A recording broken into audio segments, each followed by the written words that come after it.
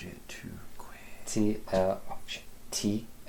Too legit to quit. Yeah, There we go. There you go. You did it. Took me a while. Congratulations. All right. Hello, everybody. My name is Alex. And I'm Gary. And we're AchieveMates. All day, every day. And welcome back. I'm back. We're both back. It's been longer for him, but it's been quite a while for us to record an actual video. With all the holiday junk going on. Yeah, we did lots of traveling, lots of holiday stuff, so we've been kind of on a little hiatus for the holidays, but now we're back. Today will be our return for What's in Your Train. Starting Monday, we're going to have regular releases for our Let's Plays again. 2016 is going to be a new year. We're going to be doing some fun stuff. Hopefully this will be the year that we start putting out a lot more content. We've always talked about it, and we've been constantly upping the amount of content we're putting out. But this year, it's time to go full force. So without further ado, we'll start off with our regular segment of What's in Your Diss Tray? What's in your diss tray? What? What's in your diss tray? What's in your diss tray? What's in your diss tray? Hello, everybody.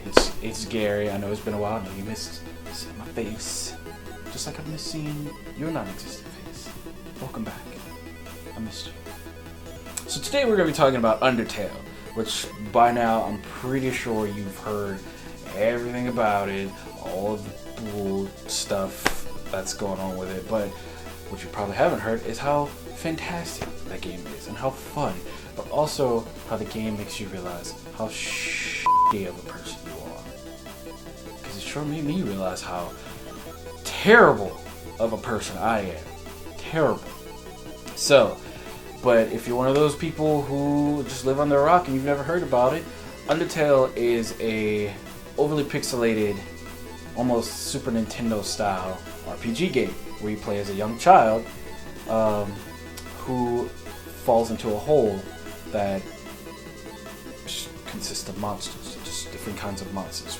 The monsters and the humans above ground have been at war, I think. Yeah, and they've been separated. So the monsters live underground and the humans get to be a bunch of Donald Trumps. Segregation, man. So, the game loves to play off of your emotions. Loves it. I found that out the hard way. Make sure that if you are playing it, if you decide that you want to play it later on, make sure that the decisions you make are the decisions you're sure, you're 100% solid that is the decision that you're going to make, because it will be consequences. And I know there's a lot of games that say, like Mass Effect or even Fallout, that your consequences will affect the rest of the game. Like I said, Mass Effect and Fallout and similar games like that, they affect the game very slightly. But in Undertale, it's not the case. A lot of decisions that you make affect your decision, affect the game immediately. Like I said, I found that out the hard way. And the way I'll just give you an example. I did a thing. It was a thing I probably wasn't supposed to do. So any gamer that does anything that they think they're not supposed to do, what's the first thing you're gonna do? You're gonna shut that shit down and then reload your last save. Not in Undertale, because the first thing it's gonna do is recognize what you did and make you feel like shit. So, careful. Undertale, if you've ever played Earthbound, it's almost photocopied, exactly like Earthbound, with the way it messes with your emotions. Very quirky characters. A lot of the monsters are really funny. They're weird looking, but it's pretty fun. Apart from just ripping your heart out of your chest and feeding it to you. The one thing that was really interesting about the game is the battle system. It's not like playing a normal RPG where it's attack, defend, heal. A lot of the things that you do will affect the game immediately. For an example, you can choose whether to attack and defeat your enemy or spare them. How you go about sparing them and how you go about attacking them is very different. It's not what you think. I promise. I found that out the hard way. And I'm still having nightmares about it. Literally. Trust me.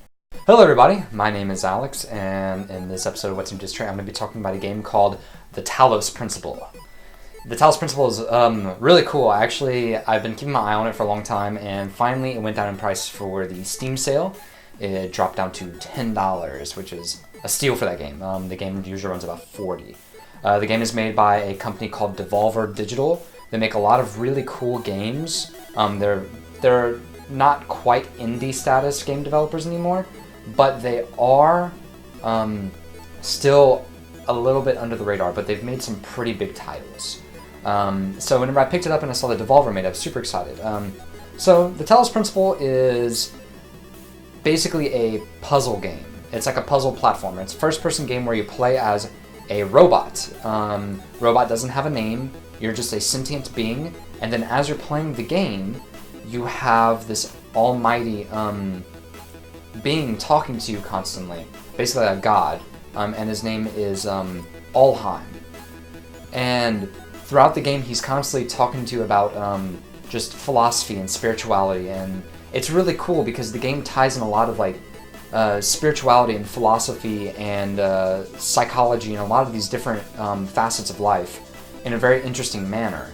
And there's a lot of really cool concepts that they introduced in the game. Now, the Talos Principle is introduced to you as its own religion in a way.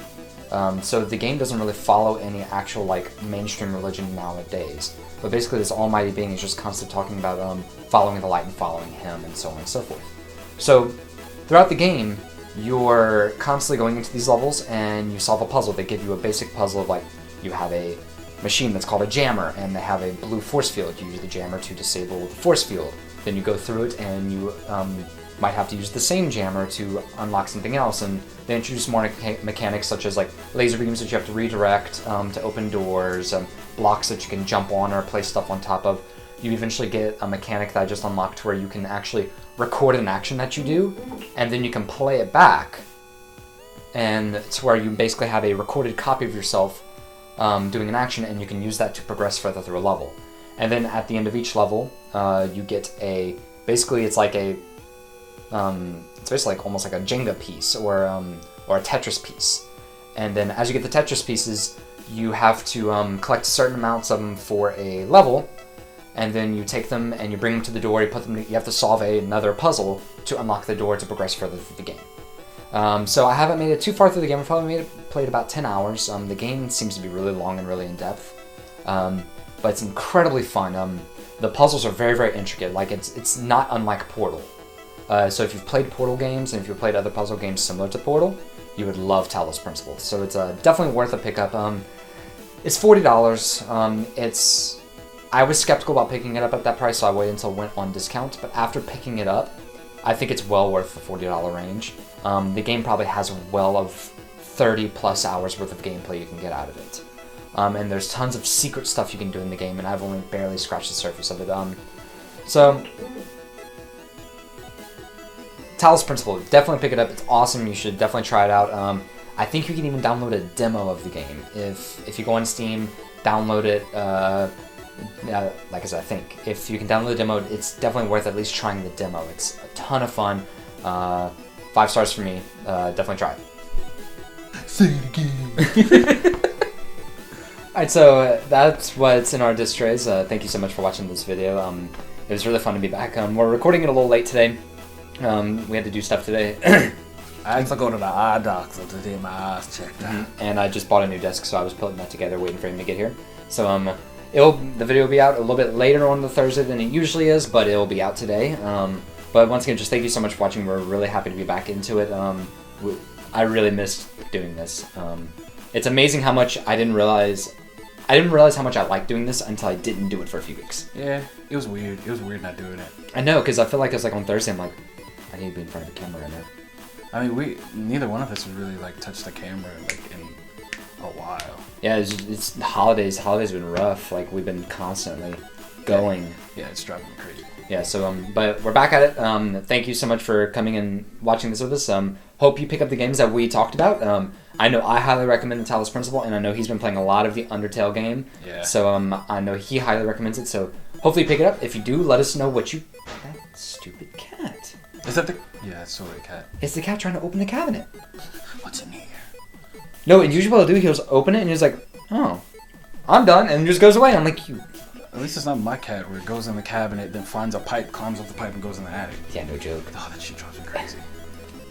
Anyway, so we highly recommend those games. If you pick up those games, let us know what you think of them. We want to know if you thought our recommendations were good. We want to know what you were experiencing with those games. So thank you so much for watching. If you like this video, wait until the outro to see the other stuff that we have. And like always, go out there and play some video games. You nerds.